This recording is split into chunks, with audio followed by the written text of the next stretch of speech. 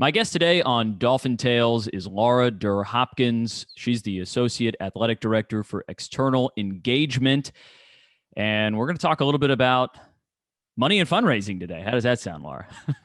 It sounds great. And everyone, I always, in a meeting or anytime I speak in front of a group of parents or alumni and I share my title, I always feel like I have to give the disclaimer of like, yes, I am the lady who runs and facilitates fundraising, but please don't ignore my emails. That's not everything I do. I promise that's not all I'm here for. But yes, we do facilitate a lot of fundraising and initiatives, but they are all for our student athletes. And I think that's the biggest reward and the biggest piece is that everything we do day in and day out is all for our student athletes and committed to making their experience at Jacksonville University better. And I always tell all of our constituency groups, so whether that's parents or alumni or whomever, that we're here to make their experience better too. Like my role exists not only to make our student athlete experiences better, but to make our JU parents experiences better. And, as a parent of a student athlete, there's so much that goes with that, right? Traveling to your kids' games and watching them, fulfill their dreams. And so how can we make sure that everyone, no matter who they are, when they come to campus or when they travel to watch the Dolphins play, that they have an amazing experience and that they can just focus on cheering for the Fins and having a great time at Jacksonville University. Well, and the growth in the last handful of years, just specifically, has been great, and the sky is sort of the limit going forward as well. And let's go ahead and talk about what just occurred in the last week. Dolphin Dash, biggest time of the year for just individual fundraising for specific team sports. This got moved up to February this year, which was a unique change in the fact that all of a sudden you've got an event that normally takes place in April now taking place in one of our busiest times of the year on the sports calendar. But it was, I would say, a rousing success, right? I mean, I've got the numbers here from the last Dolphin Dash in 2019, a little over 2,000 donors. This year, nearly 4,000 donors, raised $791,712 for the athletics programs and sports teams at Jacksonville University. From your perspective, what did Dolphin Dash look like this year, and was it as successful as it looks like from our perspective? Yeah, and for those of you who don't know what Dolphin Dash is, let me just back up just to set us quickly. So Dolphin Dash is our annual athletics week of giving. And this year it actually became a university-wide initiative as well. And so I know Scott Bagan has been a guest on this show as well. And so they also saw some amazing numbers and some amazing levels of support across the university. But all of our teams, every dollar that they raise for their program during this week goes directly to their program. But on top of that, and this is where like the magic happens and all the fun happens, is within that week, our teams are actually competing with each other for challenge matches. So our athletic director, Alex Wicker-Gilbert, myself, and members of our advancement team, we have a lot of major donors who want to help in this unique way. And so they actually put up the match dollars to be able to use for our different challenges throughout that week. So we have challenges like Fast Start, which is which team has the most donors after the first 2 days. Finish Strong, which team has the most donors just on Friday. Which team has the raises the most dollars overall. Who has the highest alumni participation on their team. And so all of those little quirky things throughout the week really bump up the competition. And the thing about athletics is we're all competitors, right? Oh, yeah. Like you can't like walk to the bathroom without like trying to beat the person next to you. And so literally everything you do is who's the best, who's better, who's faster, who can do more. And so it really adds to the level of competition and the excitement surrounding Dolphin Dash Week. And so I will just give a huge shout out to our women's lacrosse program and our spirit squad, because they like all the way up until midnight on Friday. I mean, each of those programs had more than 1,000 donors like per each program. So those two programs alone made up 2,000 of those almost 4,000 supporters. But one of the amazing things is on the other side of all of the craziness and all of the excitement is the real impact that those dollars have for these programs. And I almost get teary-eyed thinking about Spirit Squad because they qualified to go to nationals this year and compete at their national competition. That obviously comes with a price tag, and even in a COVID environment, an increased price tag for all the protocols that they have to follow. Mm-hmm. And so prior to that week, I have Jean Moore, our Spirit Squad director, in front of me saying, we need Dolphin Dash to be able to go to nationals.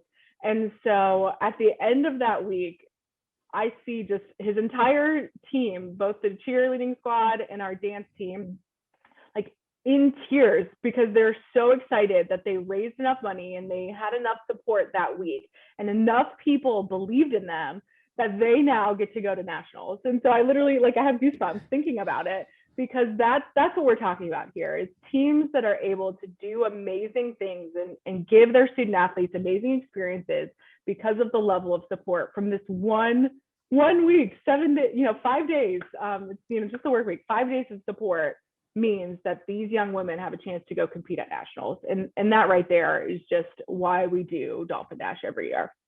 That's great. I mean, what an example of how this thing works and is helpful and can benefit these programs directly, right? Because I think that's one of the maybe the most unique, I should say, aspect of Dolphin Dash, right? Like people hear about fundraising and the money goes, but where does it go? I mean, you give $5 to women's basketball and it goes straight to women's basketball, right? I mean, do you think that's part of the allure and the draw of this fundraising effort and why it's continued to grow over the years? I do. And people have strong affinities for teams, right? So whether you're an alum of that team or you're a current parent of that team, or you've just been a longtime fan and supporter of that team, you get to see exactly where your money goes. You get to see then, we send people pictures, we send people videos, we send people those impact stories afterwards. So they get to truly see, okay, yes, I gave $5 to women's basketball, but the beauty of Dolphin Dash is it's the power of collective giving, right? So if we all give $5, then that turns into $5,000. And now $5,000 allows us to purchase new equipment or have this team experience that we're then going to share with you. So you feel like you're a part of the team because that's what it's about. We always use the word dolphin family, right? Like I know in writing, I use that word and phrase often, but when it comes to Dolphin Dash and different fundraising efforts throughout the year, that phrase just becomes reality and becomes it rings so true of here's now the thousands of people who are members of the Dolphin family who have just rallied around all of our athletic teams during this time so that they have an opportunity to continue to do what they love and to continue to compete and to continue to build memories. And it's, for a lack of a better phrase, entry-level giving. I mean, anybody can get in and assist this. This isn't a $1 million gift. This isn't, I mean, you, me, the person down the street, we've all got hopefully $5 in our pockets and can pick our favorite team and program and support it in any way. And I just anticipate this thing continuing to grow year over year. And after a year off too, what a rousing return for Dolphin Dash this year. It's great. And only looking up from here.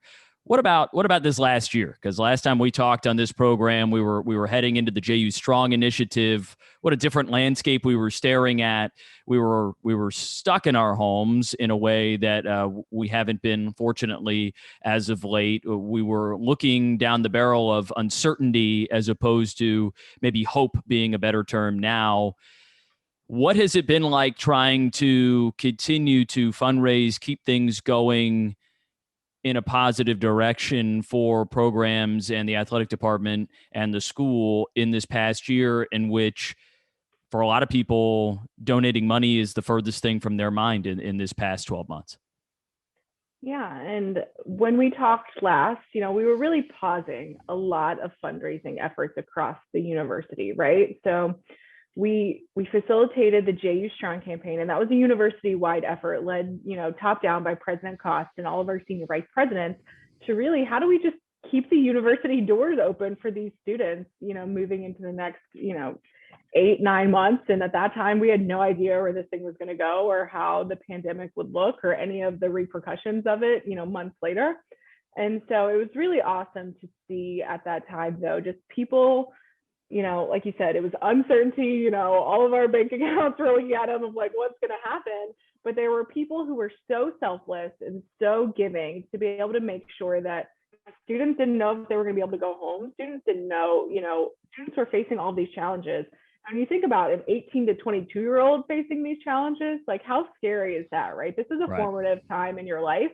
And all of a sudden there's a global pandemic and financial issues that maybe people have never faced before. And so we had a lot of wonderful members of, and I'll say it again, the JU Dolphin family who, maybe had a little bit, were able to still give philanthropically, and had that opportunity and were blessed, to be able to do that, who said, you know what, yes, absolutely, I'm going to rise to this challenge, and we're going to, band together to make sure that Jacksonville University still thrives in this time.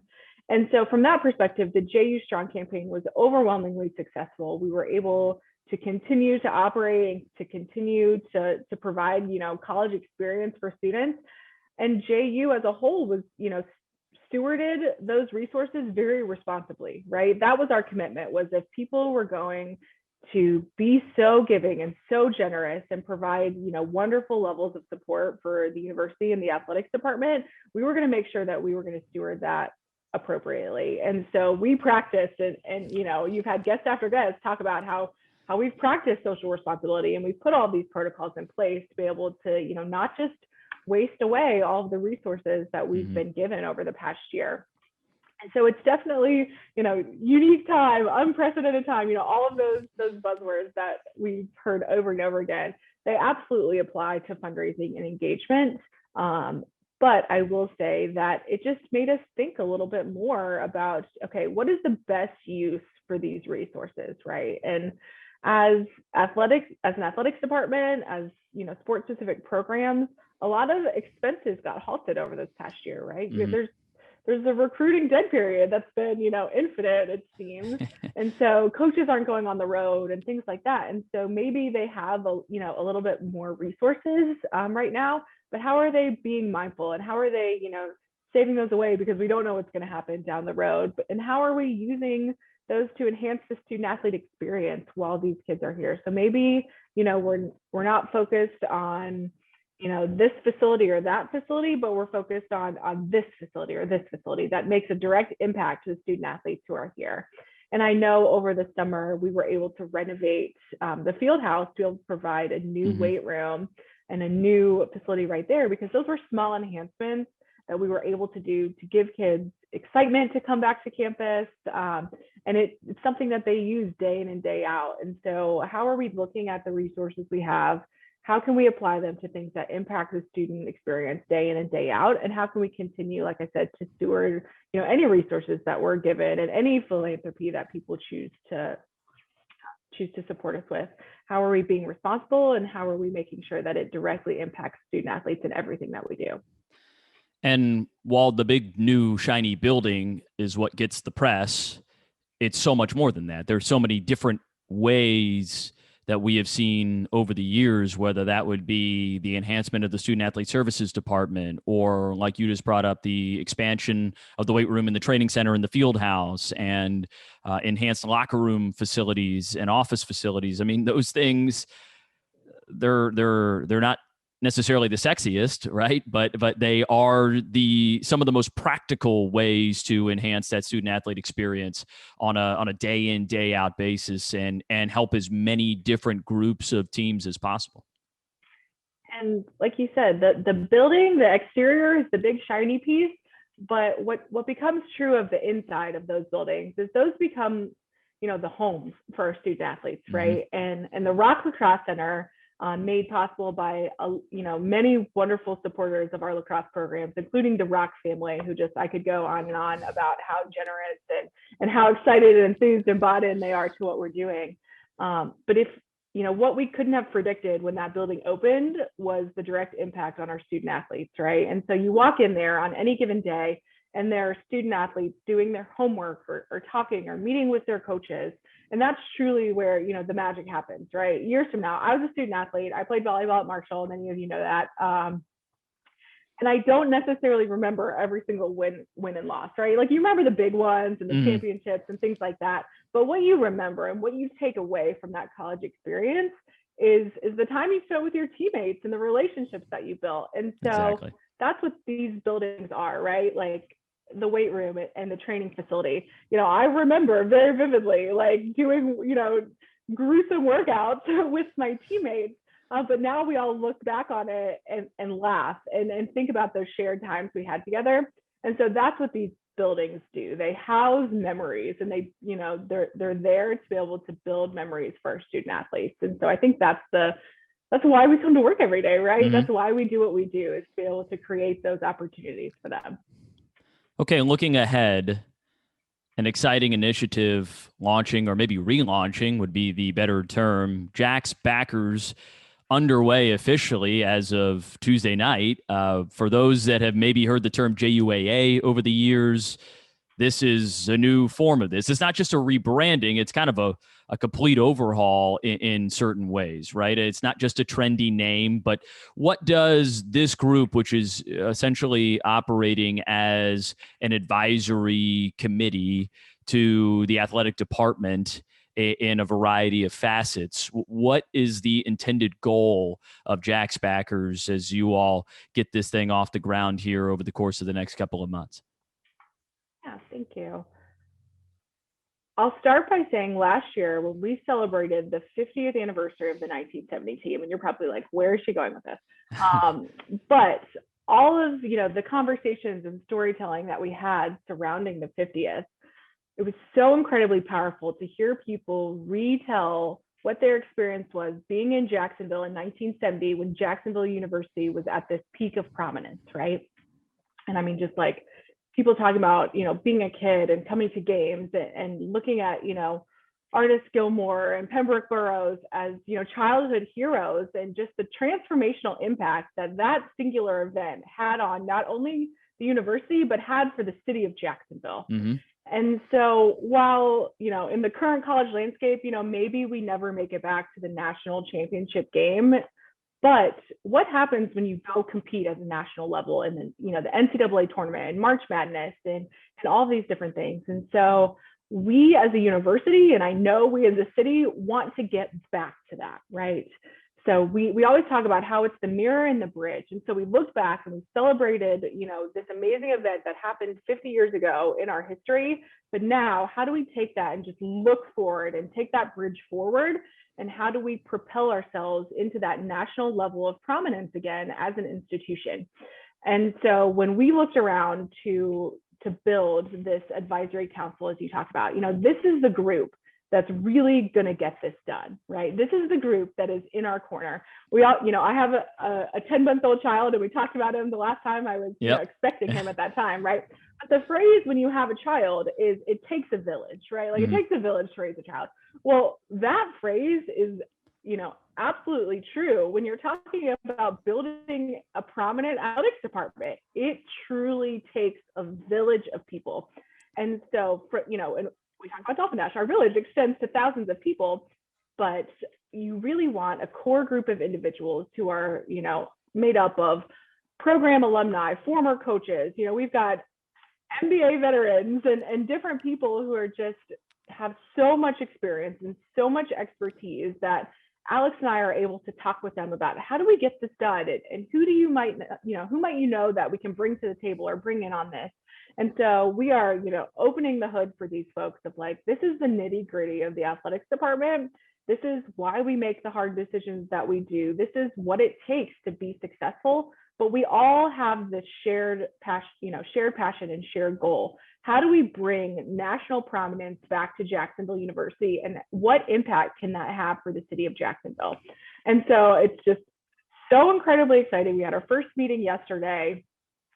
This group that's on board, I can't wait for everyone to meet them all, and I'm sure everyone will see them around on campus and at games. But we joked a lot last night, and there was a lot of competitive banter of like who had more championship rings at Jacksonville University. But that's the level of passion we're talking about, right? It's no joke that when you see Alex Ricker-Gilbert, our athletic director, on the sideline, like he is jumping up and down, probably close to like getting kicked out by the officials.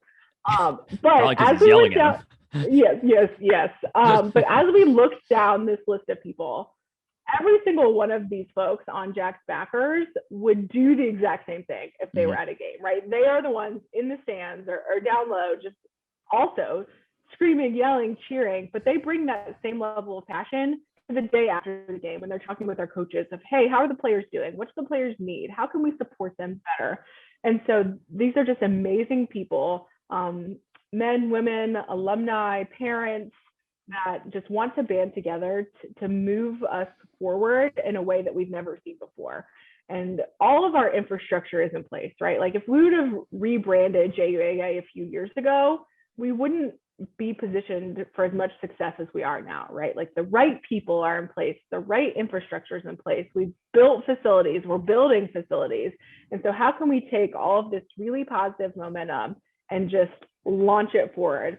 And I told the group last night, when we're on the other side of this, whatever that is, whether that's 5 years, whether that's 10 years, when we are on the other side of this looking back, we are going to be able to say, wow, we had a direct hand in making this possible. And so I know one day when we're competing in March Madness, we're all going to sit around and be screaming our heads off, but say, like we did it. We brought this level of attention and this level of excitement and enthusiasm around Jacksonville University in any sport, no matter what that might be, whether we're competing in the NCAA tournament in volleyball or in the College World Series for baseball. We are going to be enthusiastic about how we're pushing Jacksonville University forward. I mean, shameless plug here, my co-host Pat Sitkins, maybe a perfect example of the timing and everything, right? He came up with the concept for this podcast and this show as a avenue to reconnect athletics alums to the university and to continue to share stories, and so that more and more people can band together in that shared experience and feel that sense of pride, like you're describing here with JAX Backers. And that, if this had started 3 years ago, that may not have been the same way, but it feels like, man, it is a perfect time for both the level of investment and continuity in the right spots at certain spots in leadership here at the school. And then, of course, where we're sort of at this halfway point or something. It's like, all right, we can keep going up, or we can plateau and maybe start looking at a negative side of things where it can go down. So this feels like a great chance and a great group to help just have those tough talks and figure out what it takes to take that next step forward. Because we want this to be a championship level athletic department, and it hasn't gotten any easier in the world of college athletics in order to accomplish that. So it sounds like with the group, you hinted at a few people, some prominent people in there. This is as passionate and as worldly an organization as could be brought together to help get this thing started. And will this be kind of a revolving, like continually adding new people to it, all that, as far as growth is concerned with JAX Backers?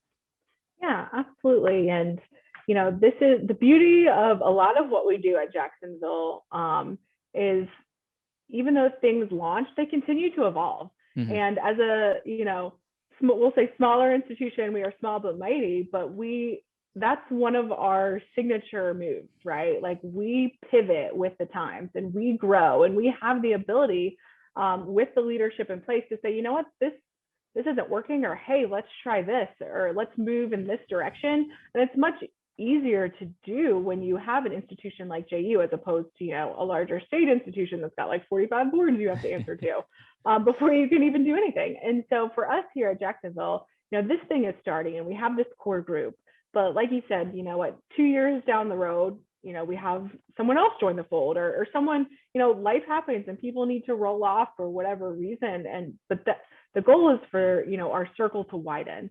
And so as our circle widens and more people become involved, that's where this thing grows and changes. And we've got now more people in our corner to drive this thing forward. And so we love our core village, and we love, all the support that they've given, but, we want this thing to grow, and we want the support for Jacksonville University to continue to grow. And that's what it's going to take, right? Like if we stayed stagnant, my former strength coach used to always say, you stay the same, you get worse.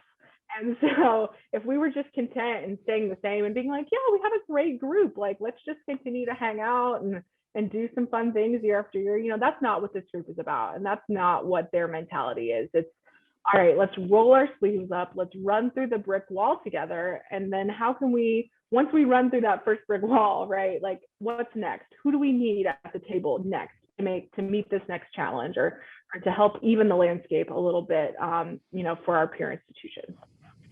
One thing that a lot of people don't realize, one of the most dangerous things in sports is maintaining the status quo. You always want to be striving for more, driving for more, and hopefully accomplishing more as things go ahead. She is Laura Der Hopkins, the Associate Athletic Director of External Engagement. Laura, thanks so much for joining me here today on Dolphin Tales. Thanks, Scott.